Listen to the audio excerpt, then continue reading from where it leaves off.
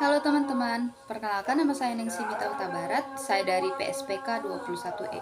Dalam video kali ini, saya akan menjelaskan tentang reaksi uji lipid dan penentuan bilangan iodium. Reaksi uji lipid dan penentuan bilangan iodium.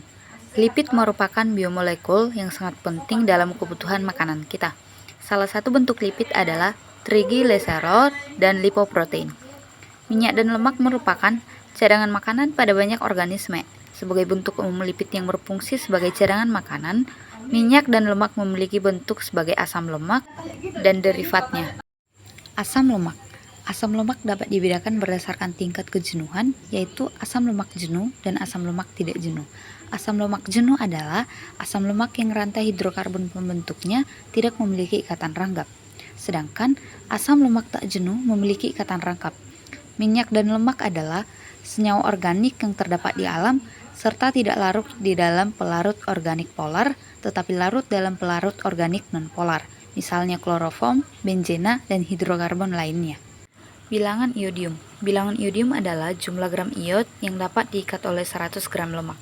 Parameter ini sangat penting di industri minyak dan sawit, dapat digunakan sebagai panduan pada proses pengolahan minyak sawit. Penentuan angka iod dilakukan dengan cara melarutkan minyak dalam kloroform dan mereaksikan dengan larutan halogen dalam ion fisik. Halogen ini akan memutuskan sejumlah ikatan rangkap suatu asam lemak tak jenuh dan kemudian halogen dititrasi balik dengan larutan standar Na2S2O3. Pada praktikum reaksi uji lipid dan penentuan bilangan iodium, uji kelarutan lemak dan minyak diuji dengan pelarut eter, kloroform, dan etanol.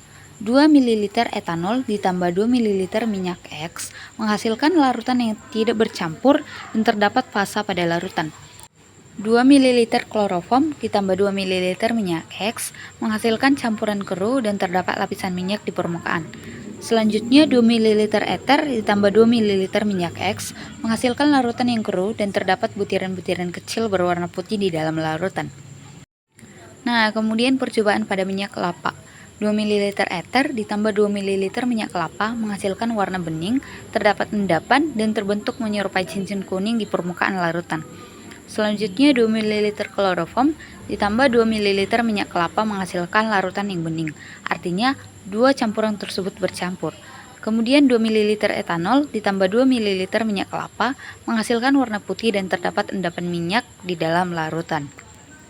Secara teori, minyak dapat larut dalam pelarut nonpolar.